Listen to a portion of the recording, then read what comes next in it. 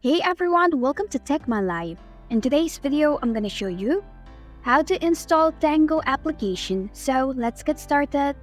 Begin by launching your Play Store on your mobile device. Tap on the search bar at the top of your screen. Now type in Tango and perform your search.